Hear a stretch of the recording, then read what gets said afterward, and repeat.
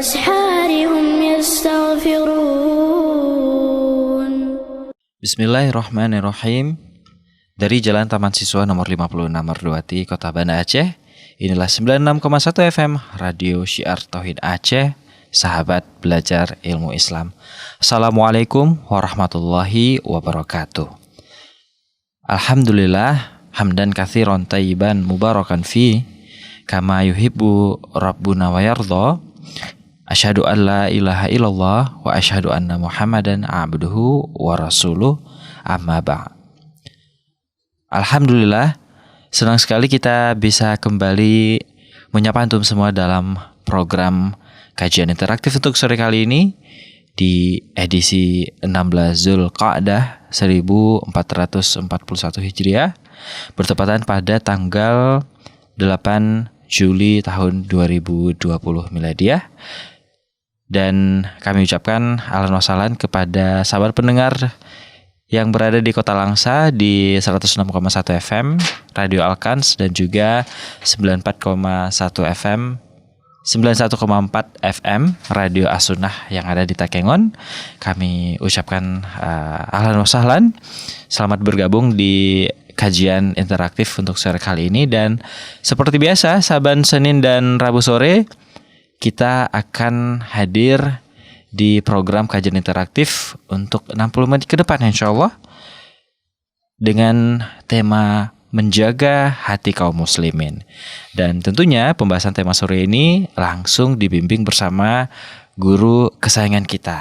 Sudah hadir Ustadz Haris Abu Naufal. Kita sapa terlebih dahulu. Assalamualaikum warahmatullahi wabarakatuh, Ustadz. Waalaikumsalam warahmatullahi wabarakatuh. Ustadz. Allah berkati. Gimana tuh? Alhamdulillah sehat semua, Ustadz. Alhamdulillah. Dan tentunya kami ingatkan bagi semua para pendengar Syiar Tauhid Aceh dimanapun antum berada, kami menunggu partisipasi antum semua di 0852 7732 3266. Kita ulangi di 0852 7732 3266 untuk via telepon, atau juga bisa mengirimkan pertanyaan melalui Facebook dan juga Instagram, dan boleh juga SMS atau WhatsApp di 0852 14142314. Kita ulangi di 0852 14142314. Hari ini kita akan berbicara tentang menjaga hati kaum muslimin. Nah, ngomongin soal hati nih Ustadz. Nah, ini sudah pasti ada penyakitnya, penyakit hati ya. Dan banyak orang yang bertanya, Ustadz, kenapa penyakit hati ini susah disembuhkan, Ustadz? Apa mungkin sampai saat ini penawarnya belum ditemukan atau gimana, Ustadz?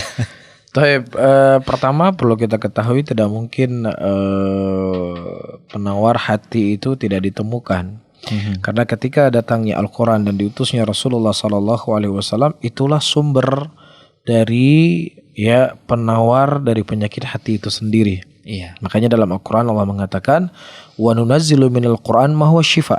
Dan kami turunkan daripada Al-Quran apa yang Al-Quran itu juga merupakan bagian dari obat. Jadi apakah dia obat yang sifatnya adalah hati atau obat yang sifatnya apa? Yang sifatnya adalah penyakit jasmani. Dan juga Nabi kita SAW menyebutkan bu'ithtu, aku diutus untuk memperbaiki akhlak. Ya tentunya baik dan tidak baiknya akhlak seseorang, apakah kepada Allah ataukah kepada sesama, itu kembali kepada baik dan tidak baik hatinya. Jadi sebenarnya itulah sumber sumber dari penawar kebaikan hati ada pada dua obat ini, yaitu Al-Quran dan Sunnah Rasul SAW, seperti itu. Nah, ini mungkin kalau ngomongin soal hati, Ustadz, mungkin bisa kita ibaratkan kayak rumah kosong, Ustadz. Nah, ketika rumah kosong itu ingin ditempati, ya pasti kita harus membersihkannya terlebih dahulu. Begitu juga dengan hati, Ustadz, ya. Ketika hati sudah mulai penuh dengan dosa, maksiat. Nah, ini juga harus dibersihkan. Mungkin Ustadz, anak butuh penjelasan lebih dalam nih Ustadz. Setelah dibersihkan, apa yang perlu dijaga Ustadz? Dari lisan kah itu juga perlu untuk dijaga, atau di perbuatan juga turut Ustadz? Jadi di dalam istilah bahasa para ulama, ada yang namanya tasfiyah dan ada yang namanya tarbiyah. Tasfiyah itu artinya adalah membersihkan. Seperti Iqbal sampaikan tadi, harus ada yang dibersihkan. Nah, ketika dia kosong jangan dibiarkan diam. Karena kalau seandainya dia kosong, dia biarkan diam, akan masuk banyak hal-hal yang jelek. Maka ada ibaratnya tarbiyah, yaitu setelah dibersihkan diisi. Yaitu diisi yang baik-baik. Jadi ibarat ulama mengatakan hati itu ibarat gelas. Jadi misalnya ini gelas terbuat dari permata yang sangat mahal. Iya. Jutaan, mungkin ratusan juta misalnya, bukan gelas ini ya. Kalau gelas ini berapa ini Nompri? Murah-murah aja kayaknya. Iya, ini kita ibaratkan seperti gelas yang sangat mahal. Ya. Nah, ketika gelas yang sangat mahal ini diisi dengan air yang najis, boleh nggak? Bisa nggak kita minum? Tentu nggak bermanfaat sama sekali. Karena yang diisi tadi apa? Air yang najis. Atau sebaliknya, ya hati ini kan ibarat gelas tadi kita sampaikan. Ini gelasnya kotor, gelasnya ada najis dan lain sebagainya. Ada najis, ada kotoran dan lain sebagainya. Kemudian diisi air zam-zam. Air zam-zam kan mungkin air yang paling luar biasa ya, air yang paling berkah. Bisa nggak kita minum air tersebut? Karena tidak akan jijik dia melihatnya, tidak akan minum. Ataupun air jus yang paling termahal di dunia. Maka dua hal yang paling terpenting adalah bersihnya hati dan bersihnya sesuatu yang dimasukkan tadi. Makanya Nabi kita SAW sangat memperhatikan kondisi ini di tengah-tengah para sahabatnya. Waktu itu Umar bin Khattab radhiyallahu taala anhu memegang beberapa mushaf Taurat. Iya, Umar bin Khattab ditempa oleh Nabi SAW siang dan malam agar bagaimana hatinya itu bersih. Ya, Rasulullah mengajarkan mereka Al-Quran, mengajarkan kepada mereka sunnah. Ya, ini bentuknya adalah gelasnya dibersihkan. Ya, dan juga Nabi SAW menjaga jangan sampai gelasnya sudah bersih diisi yang tidak baik. Taurat itu adalah kitab suci yang Allah turunkan kepada Nabi terdahulu. Ya, namun ketika datangnya Al-Quran, Taurat itu menjadi terhapus hukumnya. Sehingga seseorang cukup menjadikan Al-Quran sebagai sumber hukum dalam kehidupannya. Ya, Rasulullah SAW menegur Umar bin Khattab, ya Umar, kalau seandainya Musa hidup di zamanku maka dia wajib beriman kepadaku. Ya, ini menunjukkan kepada kita pentingnya yang namanya apa? Tasfiyah dan tarbiyah. Ya, pensucian hati dan juga memperhatikan apa yang masuk ke dalam hati tersebut. Ya, kembali kepada semua jasad kita. Apakah itu mata, apakah lisan, ataukah perbuatan, ataukah lain sebagainya. Seperti itu. Wallahu a'lam. Berarti tafsiyah dan tarbiyah ini dua-duanya penting ya Ustaz ya. Maksudnya, sangat penting. Ya karena tadi membersihkan dari luar dan memasukkan yang ke dalamnya ya. Tapi Ustaz, gimana sih caranya untuk kita mengantisipasi supaya hati kita ini bisa selalu terjaga Ustaz, selalu bersih, selalu. Taib. Jadi pertama seseorang ketika dia sadar dan mengerti apa pentingnya hati, maka dia akan menjaga hati tersebut. Ya, sekarang kita nggak perlu mungkin memberikan penyuluhan, ayo jaga harta. Itu sudah menjadi naluri seseorang manusia. Dia akan menjaga hartanya dengan A, dengan B, dengan C, dengan D. Istilahnya standar untuk menjaga hartanya itu sudah ada ilmu pada dia. Kenapa? Karena dia faham, mengerti akan pentingnya harta yang dia miliki. Dan dia sadar ya kemalangan, kerugian ketika hartanya tersebut hilang darinya. Ya. Kenapa dia bisa menjaganya itu tadi? Karena dia tahu pentingnya. Maka kita harus paham apa sih pentingnya hati dalam hidup kita. Ya, pentingnya hati dalam hidup kita tidak hanya bermanfaat di dunia saja, tetapi hati itu merupakan sesuatu bekal yang akan kita bawa untuk bertemu dengan Allah. Makanya Allah sebutkan dalam ayatnya, yauma la yanfa'u malun wala banun illa man atallaha biqalbin salim. Suatu hari yang tidak akan bermanfaat harta dan anak-anak yang dimiliki oleh seseorang kecuali siapa yang bertemu dengan Allah hati yang selamat. Jadi inilah yang akan menjadi bekal untuk kita bertemu dengan Allah. Mobil mewah yang kita punya, perhiasan yang indah yang kita punya, rumah yang megah yang kita punya, ternyata itu tidak akan kita bawa. Nah, ketika kita sadar itu semua tidak akan kita bawa, yang mana sesuatu yang tidak kita bawa itu kita jaga super ekstra, maka hati yang akan kita bawa di akhirat seharusnya lebih ekstra lagi kita jaga. Masya Allah. Ya, ini mungkin orang ketika kita menyampaikan logika akan mudah dia fahami. Bagaimana penting sekali kolbunya. Dan juga ketika dia sendirian dalam kuburnya, tidak ada yang menemaninya, maka yang menemaninya adalah kolbunya, amalannya. Nah, kalau seandainya amalannya adalah amalan yang baik, maka baik yang akan menemani dia dalam kuburnya. Tapi kalau seandainya jelek dari amalan hatinya ataukah kesehariannya, maka jelek pula akan menemani dia dalam kuburnya. Itu kayak ada hadisnya gitu Ustaz. Nah, disebutkan dalam hadis-hadis dari Nabi SAW. Nah, jadi bisa dibilang hari ini sahabat Syiar Tauhid Aceh, pembahasan kita agak sedikit menyentuh ya Ustadz ke hati. Jadi mungkin bagi sahabat pendengar Syiar Tauhid dimanapun antum berada yang saat ini ingin berkonsultasi atau mungkin ada permasalahan yang harus diluruskan, kita tunggu interaktif sahabat Syiar Tauhid Aceh dimanapun antum berada untuk bergabung bersama kami di 0852 7732 3266 untuk via telepon dan di 0852 1414 2314 melalui SMS dan juga WhatsApp. Nah, tadi kita udah bahas seputar rumah kosong, ibarat hati yang kosong ini Ustadz ya. Tapi di zaman sekarang nih Ustadz, kita melihat mayoritas kita di lingkungan kita Muslim ya. Banyak sekali perselisihan Ustadz antara si A dan si B, di mana si A, oh ini dia menjual barang katakanlah seperti itu dengan harga yang lebih murah, loh kok ini yang masih gini. Nah itu pasti kan ada terjadi ini ya Ustadz ya, ada sedikit penyakit hati bisa dibilang itu Ustadz.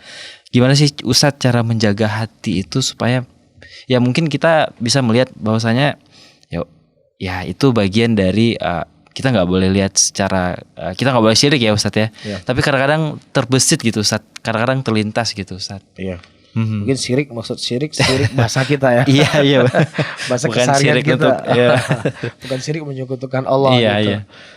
Jadi memang pertama yang harus kita fahami, Allah telah mengatakan dalam ayatnya, wa ja'alna ba'dukum li ba'din fitnah tasbirun. Kami jadikan sebagian kalian di atas sebagian yang lainnya adalah fitnah.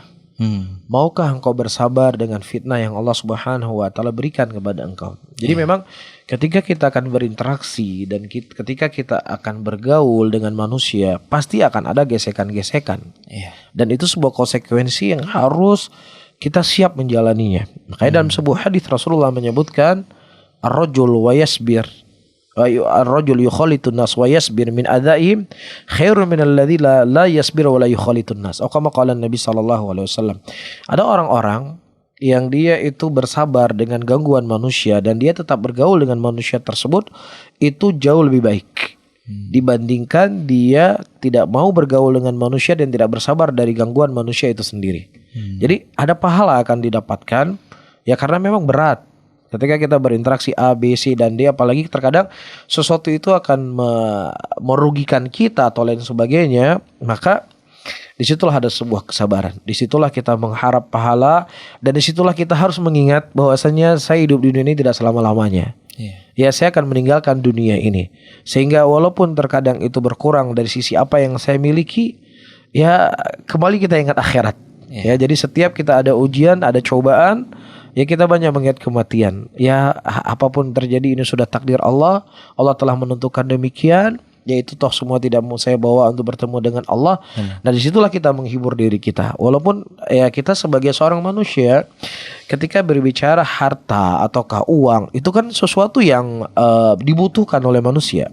Sesuatu yang dibutuhkan. Ya jadi kalau seandainya orang-orang mengatakan uang itu bukanlah mutlak sumber kebahagiaan. Ya tetapi uang itu salah satu membuat orang itu bahagia. Ya buktinya ya siapapun, antum atau siapapun atau saya atau siapapun, ya dapat gaji nih tanggal 1. Biasanya kan senyumnya beda kan. Ya senyum tanggal 1 dengan senyum tanggal 27. Itu akan berbeda karena memang itu sudah menjadi fitrahnya manusia. Di mana itu salah satu hal yang membuat dia bahagia, bertambah dari sisi hartanya. Walaupun kalau kita melihat dari ucapan para imatus salaf, ya tingkatan manusia yang tinggi itu tingkatan manusia yang memang sudah memiliki iman yang sempurna dan lain sebagainya, tidak akan bahagia dengan bertambahnya harta dan juga tidak sedih dengan berkurangnya harta. Tapi sepertinya orang-orang yang imannya seperti kita itu masih sangat jauh dengan makom yang mana para ulama menyebutkan tingkatan manusia itu. Tingkatan-tingkatan yang orang itu nggak berpengaruh senang ataukah sedih dengan berkurang atau berkurangnya hartanya. Tapi justru iman-iman seperti kita ini kadang-kadang ketika berkurang harta dan lain sebagainya, itulah yang membuat kita jadi gelisah, ya jadi galau atau enggak mood apapun. Maka inilah mungkin PR untuk kita membersihkan hati kita itu sebenarnya masih panjang. Masih banyak sekali PR dalam kehidupan kita agar kita betul-betul menjadi orang yang kokoh. Ya orang yang dia merasa rugi, dia merasa sedih, dia merasa tidak nyaman ketika akhiratnya hilang. Ya, tetapi ketika dunianya hilang, sudah, ini sudah takdir yang Allah takdirkan kepadanya. Tapi kita kan sebaliknya biasanya ya, suatu kesempatan untuk urusan akhirat hilang dari kita, ya biasalah. Ya besok juga saya bisa ngamal lagi kan begitu. Tapi ketika hilang sesuatu dari harta kita, berkurang sesuatu apa yang kita dapatkan dikarenakan mungkin ada saudara kita begini dan begini, disitulah kita hal yang A, B, C, D yang saya sebutkan tadi. Jadi menunjukkan memang hati kita itu masih perlu banyak ada apa istilahnya nutrisi. Ya kita semuanya. Jadi kita betul-betul orang-orang yang sampai derajat yang disebutkan tadi. Nah, Masya Allah ya, jawabannya sangat tepat sasaran banget nih Ustadz. Mudah-mudahan. Tapi Ustadz, gimana atau bagaimana adab dan etika Rasulullah ajarkan dalam menjaga hati kaum muslimin di masa Rasulullah dulu, Ustadz? Taib, kalau kita melihat hadis-hadis dari Nabi SAW itu memang sangat luar biasa. Taib, dari satu sisi kita berbicara bahwasannya kebenaran itu harus ditegakkan. Qulil haq walau murra. Sampaikanlah kebenaran walaupun kebenaran itu pahit. Kan begitu. Walaupun dia harus mengorbankan nyawanya. Sebagaimana sebagian para sahabat Rasulullah SAW ya ditusuk dari kemaluannya sampai tembus ke mulutnya dikarenakan untuk menjaga apa yang dia telah yakini sebagai kebenaran. Ya, dan hadis-hadis seperti ini atau kisah-kisah seperti ini cukuplah banyak. Cuman juga dari sisi lain kita kan melihat bagaimana Nabi SAW mengalah. Dan mengalah beliau bukan berarti membenarkan sesuatu yang batil dan membatilkan sesuatu yang benar. Tetapi ada siasat untuk menjaga hati muslimin dan atau menjaga hati manusia di sekitarannya agar bisa mendapatkan maslahat yang lebih besar daripada itu. Saya contohkan beberapa contoh yang datang dari Nabi kita Muhammad SAW. Salat yang panjang ini kan merupakan salah satu sunnah dari sunnatin Nabi SAW. Makanya para ulama di sana berselisih pendapat mana yang lebih afdol, orang yang salat panjang atau sujudnya yang panjang. Ada yang ulama mengatakan sujud yang panjang, ada yang mengatakan ulama mengatakan berdiri yang panjang. Ya, terlebih datang hadis dari Nabi sebaik-baik salat adalah salat yang paling panjang berdirinya. Ya, ini adalah aturan dalam agama, ini sesuatu yang agung. Namun pada waktu itu ada dan juga praktek sendiri Nabi SAW. Pernah Rasulullah SAW sholat, ya dalam sholat malam beliau baca surat Al-Baqarah. Ya, ketika beliau mulai membaca surat Al-Baqarah, Hudzaifah bin Yaman beliau menyangka ini juz hanya beberapa lembar atau juz 1 Rasulullah sudah ruku ini. Tiba-tiba lewat Rasulullah. Ya, beliau tidak hanya baca satu juz dari surah Al-Baqarah, lanjut ke juz kedua. Nah, kemudian Hudzaifah berpikir, ini nggak mungkin lewat nih dari Al-Baqarah ini. Selesai Baqarah pasti ruku Nabi SAW. Ternyata apa yang terjadi? Rasulullah baca surat Ali-Imran. Itu sudah berapa juz? Al-Baqarah aja 2 juz lebih. Iya, ditambah oleh Rasulullah baca surat Ali-Imran. Kemudian udahlah, soalnya nih Al-Baqarah selesai nih, Ali-Imran juga selesai. Ya, ternyata nih Ali Imran sudah ruku, nggak mungkin nggak ruku, dia terlalu panjang salatnya. Ternyata Rasulullah lanjut ayat selanjutnya. Masya Allah. Ya, jadi ayatul tiwal dibaca oleh Nabi. Ini adalah amalan yang dipraktekkan oleh Nabi SAW. Namun pada waktu itu ada seorang pengembala unta yang dia lelah dalam bekerja dan lain sebagainya. dia ikut salat Isya pada waktu itu dan diimami oleh sahabat Rasul sallallahu alaihi wasallam. Dan sahabat ini beliau salat dengan salat yang panjang. Salatnya panjang sekali.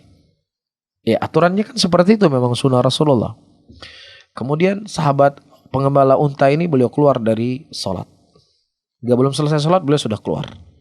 Kemudian beliau adukan kepada Nabi sallallahu alaihi wasallam. Ya, Rasulullah sallallahu alaihi wasallam pada waktu itu marah besar beliau. Ya, sebagian riwayat beliau menyebutkan tafattan anta ya Mu'ad. Engkau telah berbuat fitnah wahai Mu'ad. Dalam hadis dan riwayat yang lain Rasulullah mengatakan inna fikum munfirin. Ada di antara kalian yang membuat orang lari dari kebaikan. Maka Rasulullah mengatakan, salatlah dengan salat yang ringan, karena di belakang kalian ada orang tua, ada anak-anak, ada dzal hajah, orang yang memiliki hajat. Ini menunjukkan, di antara dalil yang menunjukkan kepada kita, Nabi SAW sangat menjaga hati-hati manusia. Ya, jadi kita tidak hanya melihat, ya tegakkan sunnah, salat yang panjang, udah sikat aja. Supaya orang tahu mana itu sunnah Nabi SAW. Kadang-kadang orang kan berpikirnya seperti itu. Padahal betul, kita nggak mengingkari karena itu memang sunnah Nabi. Tetapi Rasulullah melihat kondisi dan keadaan. Ya, Rasulullah waktu itu salat di Masjid Nabawi yang mungkin orang-orang yang memang sudah siap dengan kondisi dan keadaan.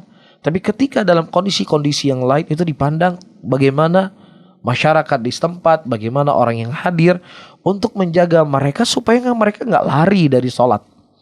Nah, akhirnya nanti berpikir, oh Ma'ili dan sembahyang Isya Masjid AB itu. Menjium-jium dan sembahyang.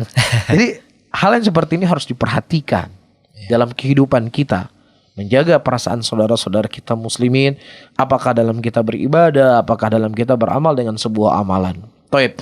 Kemudian juga saudara-saudaraku muslimin dan muslimat, dan saya cukup bahagia mungkin hari ini ya radio yang KANS 106,1 FM dan juga radio Asuna yang ada di Takengon 94,1 FM. Bagaimana antum semuanya, ya, para tim yang bekerja di studio, ya, mudah-mudahan Allah memberikan balasan kepada antum dengan balasan yang besar, dan bersabarlah untuk kita sebarkan sama-sama kebaikan di tengah-tengah muslimin. Dan kami juga tidak lupa mengucapkan jazakumullahu khairan, la yashkurullah man la yashkurun nas. Tidaklah seseorang bersyukur kepada Allah siapa yang tidak bersyukur kepada manusia. Kepada pendengar setia sahabat Radio Siar Tauhid Aceh 96,1 FM yang telah menginfakkan apa yang mereka miliki dari harta-harta mereka untuk sama-sama kita berjuang menegakkan agama Allah. Tentunya apa yang sedang diperjuangkan ini tidak akan mungkin dipegang oleh 1, 2, 3 orang, tetapi keterlibatan kita semuanya dari apa yang kita miliki, ya, bersama-sama kita membela, ya, menyebarkan kebaikan di tengah-tengah muslimin. Yang mudah-mudahan Bapak dan Ibu-ibu dan sahabat pendengar Radio Siar Tauhid Aceh semuanya mendapatkan balasan yang setimpal di sisi Allah Subhanahu wa taala. Kita kembali kepada apa yang saya sebutkan tadi. Ya, dan juga di antara hal yang dimana Nabi SAW sangat menjaga hati, keadaan dan kondisi masyarakat di sekitar beliau. Kita ketahui bahwasannya Ka'bah, ini hadis ini sering sekali saya sampaikan. Ketika Rasulullah SAW menguasai Ka'bah, Mekah pada waktu itu tepatnya, yang mana pintu Ka'bah ketika dibangun oleh Nabi Ibrahim itu ada 2 pintu. Pintu yang hari ini kita lihat, dan ada pintu yang sejajar dengan pintu Ka'bah hari ini yang dia dekat dengan Rukun Yamani. Iya, dan pintunya waktu itu rendah, sejajar dengan lantai atau tanah lah ya. Dan begitu juga Hajar Ismail waktu itu bergabung dengan Ka'bah. Tapi karena waktu itu orang-orang Mekah mereka kehabisan bekal, sehingga jadilah Ka'bah seperti yang kita lihat hari ini. Ketika Nabi SAW menguasai kota Mekah, beliau punya kekuatan. Beliau mampu untuk memindahkan Ka'bah atau membuat pintu Ka'bah menjadi 2 seperti dibangun Ibrahim. Beliau mampu karena beliau pemimpin pada waktu itu. Beliau kuat. Dan bersamaan dengan itu juga beliau mampu untuk menurunkan pintu Ka'bah dan merempatkan Hajar Ismail dekat dengan Ka'bah. Mampu dilakukan oleh Nabi. Karena beliau Nabi, beliau Rasul. Dan juga kota Mekah sudah dikuasai oleh beliau. Tetapi Nabi SAW berkata kepada Aisyah, dikarenakan kekhawatiran beliau kepada orang-orang yang baru masuk Islam, sehingga ada sesuatu di dalam hati mereka, kenapa Ka'bah ini diubah? Sehingga dengan hadis ini para ulama menyebutkan hendaknya seseorang terkadang dia mengalah dalam perkara-perkara yang itu bukan sesuatu kewajiban, ya, bukan perkara-perkara pokok, tapi perkara-perkara afdoliyah, ya, untuk mengalah supaya bisa kita mengambil hati saudara-saudara kita muslimin. Sebagaimana sering saya sampaikan, betul, menegakkan sunnah, betul, ini sunnah harus kita jelaskan, sunnah harus kita dampakkan, ini begini harus. Tapi menjaga perasaan muslimin juga salah satu dari sunnah Rasulullah. Makanya harus dikompromi, ini juga diamalkan, ini juga diamalkan. Jelas ya. Tapi ketika itu bentuknya adalah perkara kesyirikan, itu adalah perkara kebid'ahan, itu perkara maksiat, maka nggak boleh kemudian kita ya sudahlah ngalah aja lah untuk saudara kita muslimin juga bisa, ya kalau jenggotnya terlalu lebat-lebat kan orang takut, udahlah cukur jenggot aja lah. Ya, atau kalau kita membuat perayaan-perayaan nggak ikut perayaan ini, perayaan itu dan sebagainya, nanti orang-orang kan menjauh dari kita, udah kita ikut aja lah. Oh, kita nggak membahas bab itu.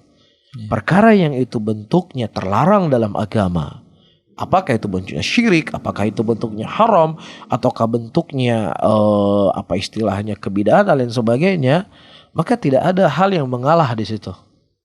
Tapi ini perkara-perkara afdoliyah. Ya, karena Ka'bah pintunya 1 ataukah pintunya 2 itu tidak akan mengurangi sah atau tidak sahnya orang tawaf di Ka'bah. Kan begitu? Ya, begitu juga ketika Hijr Ismail menjolor keluar, itu tidak akan mengurangi daripada keabsahan seseorang itu untuk tawaf. Tapi itu perkara afdoliyah saja.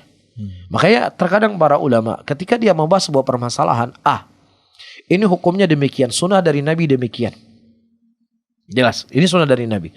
Tetapi dari sisi praktek di lapangan, terkadang mereka mengatakan, ya sudah, ketika untuk mengambil hati muslimin dan supaya tidak terjadi fitnah di tengah-tengah muslimin, maka tidak ada masalah seseorang misalnya menjaharkan membaca bismillah.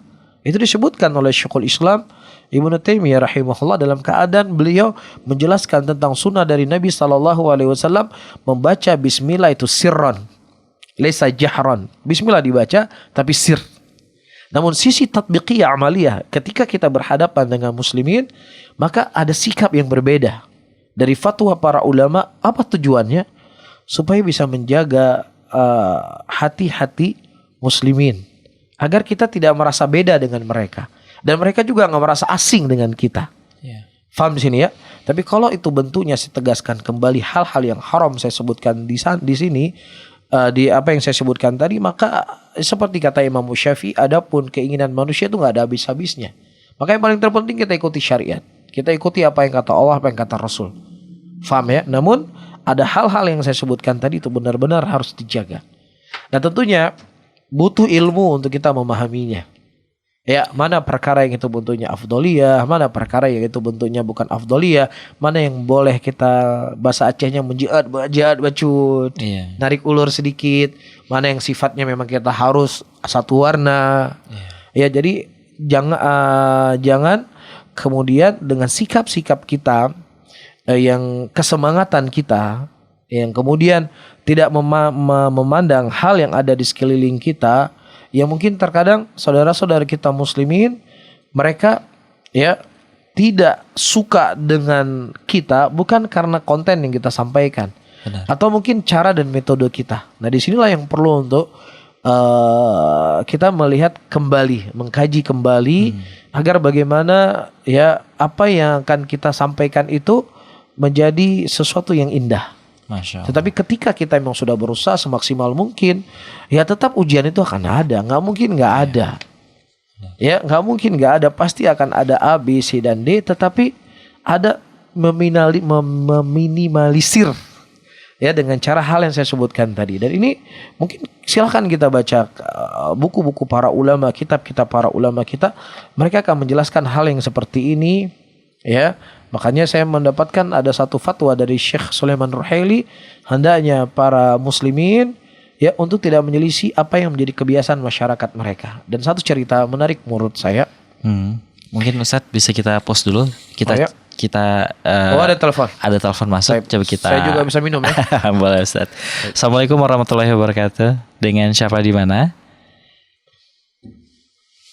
Mungkin sudah tidak terhubung lagi ya Ustadz ya. Baik, kita tunggu masih di 085277323266 bagi sahabat Syartoin Aceh dan sahabat Radio Alkans di Kota Langsang juga ikut hadir di kajian kita pada sore hari ini. Tentunya juga kita tunggu sahabat dari Radio As-Sunnah Takengon di 91,4 FM untuk bisa bergabung bersama kami di 085277323266. Kita ulangi di 085277323266 untuk via telepon dan di 085214142314 untuk via WhatsApp dan juga SMS. Kita lanjut lagi nih Ustadz tentang cerita tadi. Mungkin sempat terjeda sebentar. Nah, tadi sampai mana kita bahasnya? Cerita tentang yang Taib. Jadi waktu itu saya bawa teman-teman untuk ikut muqabalah. Tes ke Jamiah Islamiyah di Madinah. Jadi ada beberapa teman-teman santri-santri, sebagian santri kita diuji sama syekhnya. Kamu memilih jurusan apa? Saya memilih jurusan ini. Untuk apa kamu memilih jurusan ini? Supaya saya bisa belajar madhab, fikih para ulama, ya, dan saya bisa mendakwahkan itu di negeri saya. Saya waktu itu sempat kaget. Syekh itu mengatakan kamu cerdas. Wah, saya kaget. Karena sebelumnya ditanya kamu pengen apa? Oh, Ustaz, Syekh, saya mau mendakwahkan tauhid karena di negeri saya banyak ini bla bla bla seperti itu. Ya, beliau apresiasinya tidak sebagaimana ketika menjawab, Syekh, saya ingin mempelajari mazhab supaya saya bisa mendakwahkan kebaikan di negeri saya. Wah, kamu ini cerdas. Kamu harus lulus, kata Syekh. Masya Allah. Itu 2 tahun yang lalu kalau saya tidak salah ingat. Kamu harus lulus. Dan subhanallah ternyata ya teman yang saya bawa, salah satu santri kita, alhamdulillah dia lulus masuk ke Jamiah Islamiyah Madinah. Walaupun belum berangkat tapi sudah dinyatakan lulus. Ya, jadi mungkin inilah hal-hal yang mereka melihat, ya sesuatu yang bagaimana cara kita bisa merangkul saudara-saudara kita muslimin, ya mungkin kita masuk dalam bab-bab seperti ini.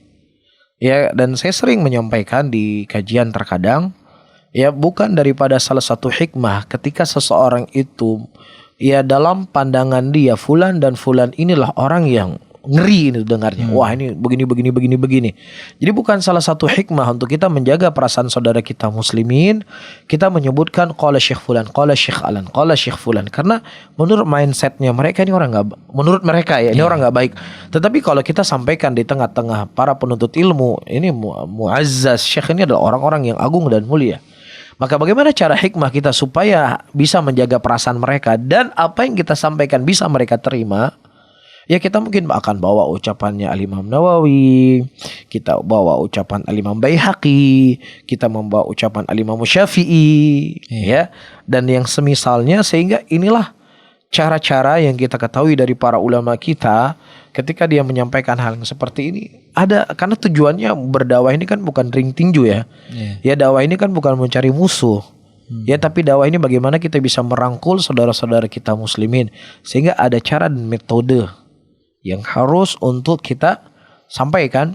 Ya, apakah itu apa istilahnya, kita menggunakan narasi atau diksi, memilih kalimat-kalimat. Makanya dalam suratul Jin apa Allah katakan ketika jin muslim mengatakan kepada jin yang lainnya, ya, anna, sesungguhnya kami dari kalangan muslimin dan ada di antara kami duna dzalik, kebalikan dari muslimin. Apa kebalikan dari muslimin? Kafir.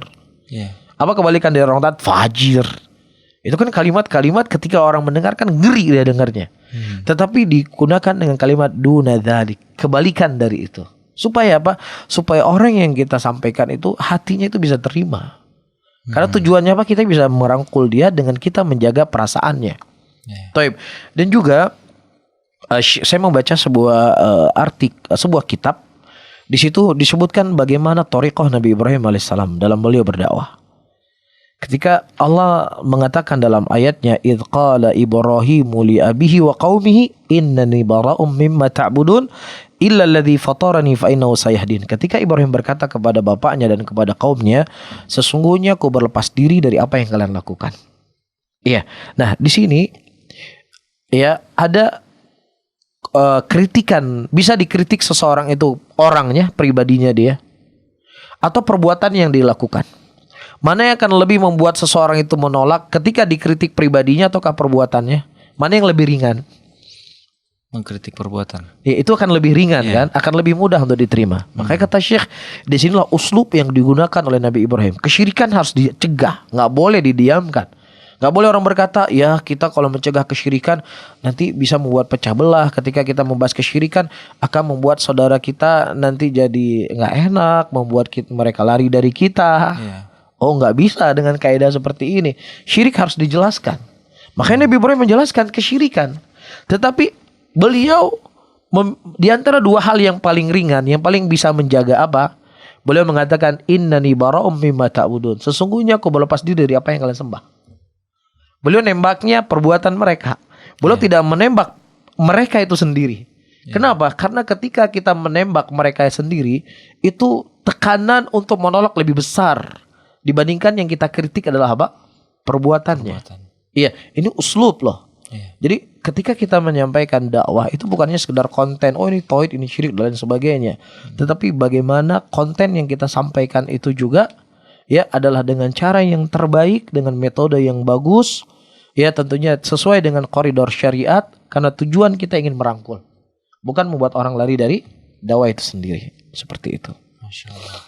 Mudah-mudahan dengan apa yang disampaikan Ustadz tadi bisa membuat orang di luar sana menjadi seperti satu warna, Ustadz ya. Nah, karena Islam ini kalau disatuwarnakan indah sekali, Ustadz ya, Masya Allah. Walaupun sesuatu yang akan Mustahil, sulit ya, karena sulit. memang disebutkan oleh Allah yang artinya manusia itu kan selalu berselisih. Iya. Cuman seperti yang saya sebutkan tadi, kita meminimalisir, ya mengurangi lah, seperti benar. itu. Dan betul kayak pepatah bilang, semakin berisi padi itu maka semakin menunduk orang. Dan itu juga berpengaruh sama sikap orang ketika ingin menjaga perasaan betul. orang yang berbuat berbeda dari yang kita kerjakan. Tapi ngomongin soal masalah yang tadi Ustadz, sampaikanlah sesuatu yang benar walaupun itu pahit, Ustadz. Iya, betul. Nah, ada sedikit yang menggunjing perasaan saya, Ustadz. Terkadang kita selaku anak nih sulit untuk menjaga hati orang tua. Mungkin ada sebuah persepsi di mana mungkin melihat anaknya yang sudah berjalan menuju hijrah lah, katakanlah seperti itu. Mungkin masih bukan hanya anak, mungkin ada beberapa teman kita yang di luar sana yang juga mendengarkan saat ini juga merasakan hal sama, Ustadz. Nah, cara kita menjaga hati orang tua ini mungkin butuh lebih ekstra dan butuh jawaban yang expert dari Ustadz. Nah, jadi ini sebuah permasalahan yang memang mungkin dihadapi oleh banyak teman-teman yang mungkin sudah mengubah cara hidupnya, ya sudah berubah cara dia berpakaian, terkhusus mungkin kaum wanita, ya para akhwat. Ya jadi ini sebenarnya sebuah dilema. Di satu sisi dia harus berbuat baik kepada orang tuanya, berbakti kepada orang tuanya. Di satu sisi dia harus komitmen dengan sunnah yang dia ketahui. Kan seperti itu. Jadi dua hal ya terkadang akan sulit untuk dikumpulkan. Ya. Jadi bagaimana caranya? Konsepnya begini. Ya. Hak orang tua kamu tetap kamu jaga hatinya, ya, dan sunnah Rasulullah SAW yang itu merupakan sebuah kewajiban yang harus kita jalani sebagai bentuk penghambaan diri kita kepada Allah harus terrealisasi, ya, walaupun ini sesuatu yang sulit. Maka pertama, apa yang harus kita lakukan? Kita banyak berdoa sama Allah. La haula wala quwwata illa billah. Tidak ada kekuatan kecuali kekuatan yang datang dari Allah. Maka ini yang harus pertama kita lakukan. Kita jangan hanya mengedepankan kepintaran kita, kecerdasan kita, ataukah pikiran-pikiran kita, tapi kita serahkan itu semuanya sama Allah Subhanahu wa taala. Baik, ini yang pertama. Hal yang kedua, ya mungkin banyak ini materi yang sudah cukup sering kita sampaikan, di mana terkadang yang namanya orang tua ketika kita katakan, "Ma, ayah, nyo hajat menau." Yo, bahana betul nyo lagi.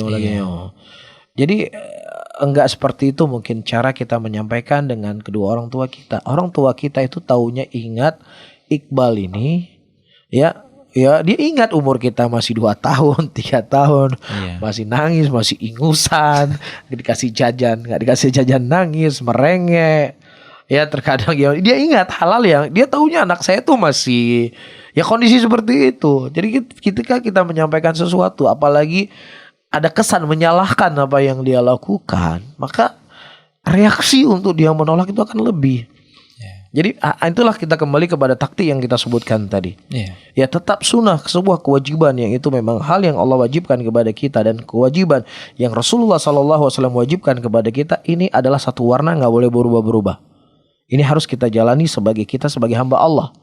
Tetapi dari sisi lain kita mungkin ekstra berbuat baik sama orang tua itu lebih. Ya tadi mungkin seorang anak dia berbuat baik sama orang tua standar lah ya. Standar A, B, dan C, D. Nah ketika kondisi dia mulai melirik kita, dia sudah mulai tidak suka dengan kondisi kita, maka berbuat baik dengan orang tua itu harus ditambah, ekstranya itu harus lebih.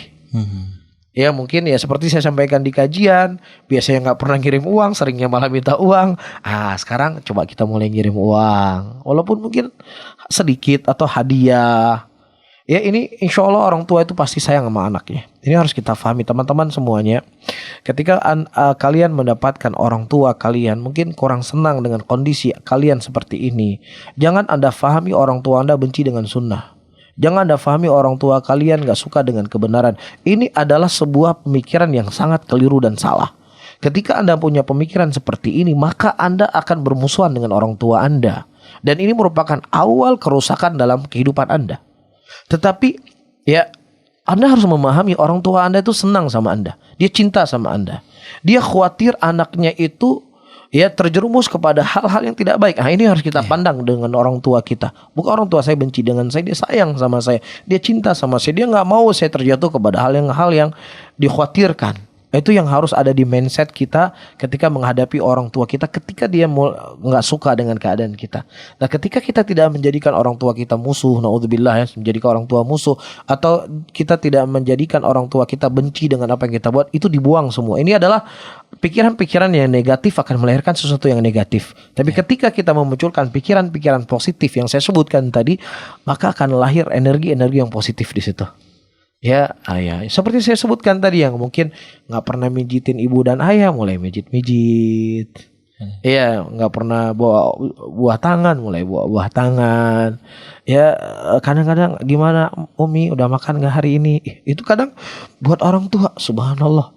Ini anak nih sudah saya besarin, sudah umur sampai sekian puluh tahun, nggak pernah dia telepon anak saya pernah udah makan belum. Ini hari ini dia telepon saya, sehingga ini ibaratnya seperti orang yang sedang kehausan kemudian diberikan air dingin, sejuk sekali. Walaupun terkadang dia nggak nampakkan kepada anaknya, tapi ada sesuatu dalam hatinya. Ya, nah ketika ini yang kita lakukan, metode seperti ini, dia akan berpikir ada perubahan positif pada anak saya. Pasti dia belajar bukan sesuatu yang jelek, pasti ini belajar yang baik. Tapi kalau seandainya sudah muncul pikiran negatif, apalagi dengan reaksi-reaksi negatif, foto hancur semua foto dan lain sebagainya, ini bukan metode yang baik. Jadi dalam segala hal itu letakkan sesuatu yang baik dan hikmah. Ya kedepankan pikiran-pikiran positif supaya lahir daripada energi-energi positif itu sendiri. Nah, jazakallah khair Ustadz atas jawabannya, dan kita akan coba bacakan beberapa pesan yang masuk Ustadz di line SMS dan juga WhatsApp. Kita awali, bismillah Ustadz. Assalamualaikum. Waalaikumsalam warahmatullahi wabarakatuh. Ana pernah disampaikan yang tidak enak tentang Ana. Sebagai seorang manusia pasti marah, tetapi Ana sudah menghilangkan rasa marah tersebut kepadanya. Tetapi rasanya sulit untuk mengawali pembicaraan bincang-bincang seperti itulah Ustadz, katakanlah kepada orang yang tadinya saya marah dengannya karena takut akan kesalahan itu kembali lagi. Apakah ada solusi yang baik dari Ustadz? Barakallahu fikum. Taib. Pertama, saudara-saudara kaum muslimin dan muslimat, soal ini sepertinya hampir sama dengan soal yang pernah ditanyakan juga di studio kita. Namun intinya Ya telah datang hadis dari Nabi kita sallallahu alaihi wasallam yang mana seseorang tidak boleh memboikot dan menghajar saudaranya dari perkara-perkara keduniaan itu lebih dari 3 hari. Maka orang yang paling baik di antara mereka adalah orang yang baru memulai. Orang yang memulai. Itu orang yang paling baik. Nah, ketika kita ingin mendapatkan kedudukan yang tinggi di sisi Allah, ya, dan menjadi orang-orang yang berusaha untuk mengamalkan apa yang datang dari Nabi kita Muhammad sallallahu alaihi wasallam, maka inilah kita tempuh.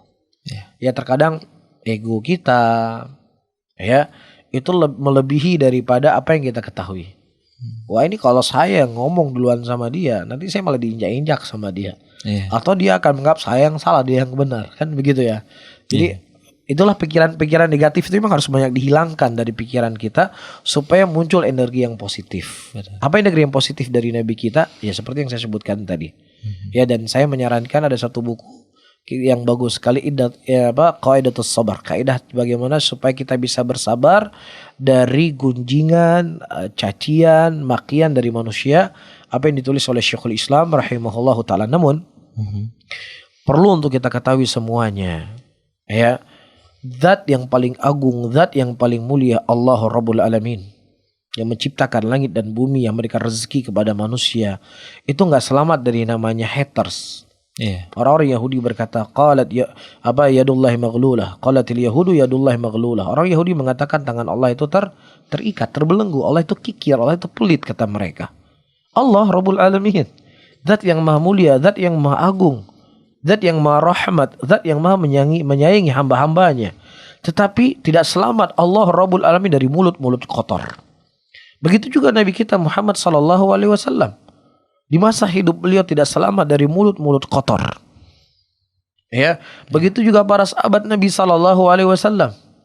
Ya, Utsman bin Affan bukan hanya dari mulut-mulut kotor yang keluar dari mulut-mulut orang-orang menghina Utsman bin Affan, tetapi mereka menumpahkan darah Utsman bin Affan sampai beliau wafat. Begitu juga Ali bin Abi Thalib, sahabat yang mulia, yang tentunya kemuliaan kita nggak ada sehebat kemuliaan mereka. Tetapi bersamaan dengan itu dituduh tidak berhukum dengan Allah, dituduh sudah keluar dari Islam. Ini bukan hanya sekedar wah kamu pelit, wah kamu suka marah-marah, wah kamu ini pokok dari kemuliaan yang dia miliki, agamanya. Di situ dilecehkan. Sampai kemudian mereka membunuh Ali bin Abi Thalib radhiyallahu taala anhu. Jadi ketika kita memahami hal yang saya sebutkan tadi, orang-orang yang mulia, para nabi, para rasul, orang-orang dari sahabat Rasulullah sallallahu alaihi wasallam tidak selamat dari tangan-tangan jelek dan tidak selamat dari mulut-mulut yang jelek. Saya sebagai orang yang banyak dosa, banyak berbuat kesalahan, banyak kekurangan, ketika ada orang yang mengatakan saya begini, wajar nggak kira-kira? Sangat wajar kan? Orang yang mencela Rasulullah sudah pasti dipastikan 1000% salah. Orang mencela Rasul. Orang yang mencela sahabat Rasulullah sallallahu alaihi wasallam juga demikian, dipastikan salah, nggak mungkin benar. Mereka mencela sahabat Nabi, bahkan membunuh sahabat Nabi. Tetapi orang yang mencela kita, mengoreksi kita, bisa kita pastikan nggak 100% benar? Nggak bisa kita pastikan 100% benar. Bisa saja 100% salah. Ya, bisa saja 50% salah, 50% benar. Maka hadapi saja hidup ini dengan pikiran-pikiran positif. Nah, kita coba angkat telepon yang satu ini dulu, Ustaz. Assalamualaikum. Dengan siapa? Waalaikumsalam warahmatullah. Dengan siapa di mana? Alhamdulillah di Husnoy. Iya, ada yang ingin ditanyakan kepada Ustaz? Kami persilakan. Ya, saya sebelumnya mohon maaf, ini dengar lewat streaming atau lewat gelombang radio? Iya, ini lewat streaming atau gelombang radio? Dari streaming. Streaming, Masya Allah. Baik, boleh diutarakan pertanyaannya? Boleh, mungkin ada 2 pertanyaan nih yang mungkin ya nggak sesuai tema. Yang pertama itu bagaimana hukumnya jika kita menerima reward atau hadiah dari sebuah lembaga ribawi atau bank gitu kan, itu tapi tidak diundi. Hadiah yang diterima itu, yang diberikan itu diberikan karena deposito tabungan kita di bank tersebut. Itu bagaimana hukumnya, Ustaz? Terus lanjut yang kedua, ini mungkin pertanyaannya mungkin agak berkaitan mungkin dengan menjaga hati ya.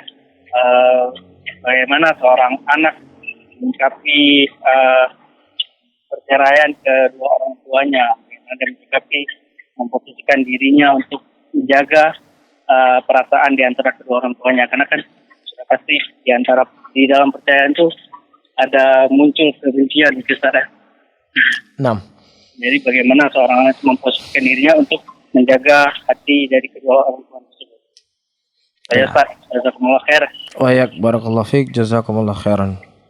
Tip pertama, saudara-saudaraku muslimin dan muslimat, sahabat pendengar Radio Siar Tit Aceh 96,1 FM dan juga Radio Kans 106,1 FM dan Radio Asuna di Takengon 94,1 FM. Ya, perlu untuk kita ketahui ya, ketika seseorang dia menabung uang di bank, berarti kan ibaratnya dia meminjamkan uang sama bank. Ya. Kemudian bank itu memberikan hadiah. Ya. Nah, kalau seandainya kita tidak menabung uang di bank tersebut, dikasih nggak hadiah? Ya enggak dong. Nggak dikasih. Berarti dikasihnya kita hadiah di bank tersebut karena kita menabung di situ. Iya. Dan Rasulullah SAW menyebutkan qulu qardin yajri manfa'a wa riba. Setiap pinjaman yang ada manfaat kembali kepada orang yang meminjam itu adalah apa? Riba. Jadi ibaratnya kita meminjamkan uang sama bank. Kemudian dari pinjaman kita, wah ini uangnya depositonya sudah miliaran, wah hadiahnya motor. Oh ini hadiah yang tabungannya 100.000 nggak dikasih hadiah. 100.000, 200.000, ya nggak dikasih hadiah. Iya. Jam dinding pun nggak dapat, gelas pun nggak dapat, payung juga nggak ada. Tapi yang tabungannya miliaran, puluhan miliar, itu mungkin ruang untuk dia ke bank juga berbeda sama kita yang tabungannya ratusan ribu. Ikut antrian. Ya, ikut antrian dan sebagainya. Karena memang ada manfaat yang dia dapatkan. Dan Rasulullah telah menyebutkan qulu qardin yajri manfa'a wa riba. Setiap pinjaman yang ada manfaatnya kepada orang yang meminjam itu sifatnya riba. Apakah diundi ataukah tidak diundi. Nah, wallahu a'lam bishawab. Adapun hal yang kedua, ketika terjadi perceraian, ya, seorang anak ketika itu belum terjadi, semaksimal mungkin dia menjaga hubungan kedua orang tuanya agar tidak bercerai. Itu satu hal. Nah, ketika perkara itu sudah terjadi perceraian kemudian setelahnya, maka semaksimal mungkin si anak itu untuk menyatukan kembali kedua orang tuanya. Kalau seandainya dia tidak bisa menyatukan kembali untuk kedua orang tuanya, maka hendaknya dia menjaga lisannya, menjaga tangannya, dan menjaga hatinya untuk tidak menyakiti hati kedua orang tuanya. Semaksimal mungkin untuk dia berbuat adil dari kedua orang tuanya. Jangan dia menampakkan keperpihakan dia kepada satu. Karena itu orang tuanya, walaupun sudah bercerai, gak ada istilahnya calon mantan anak. Tapi kalau mantan istri, betul, si bapak ketika sudah bercerai dengan istrinya, istrinya, ketika selesai masa dia sudah selesai, tanggung jawabnya sudah nggak ada lagi. Tetapi anak ketika bercerai, kedua orang tuanya bercerai, maka si anak itu kewajiban itu masih terpikul di pundaknya, berbuat baik kepada kedua orang tuanya. Ya, maka semaksimal mungkin jangan sampai dia menjadi api di tengah-tengah kondisi yang terjadi di antara kedua orang tuanya, tapi dia menjadi penyejuk. Ya, jangan nanti dia ambil ucapan mamanya disampaikan ke bapaknya, "Hei bapak, benar kudunya mak leh pupuykeun gerana." Tak berat sakit hati long. Ini namanya bola api yang Anda bawa. Ya begitu juga nanti dia dengar dari bapaknya ngomong ke mamanya. Ini Anda adalah orang yang naudzubillah membantu syaitan untuk membuat manusia itu bermusuhan. Maka semaksimal mungkin, minimal kalau kita tidak bisa mendamaikan, kita diam. Dan terus kita berbuat baik kepada kedua orang tua kita. Apa yang bisa kita bantu, kita bantu.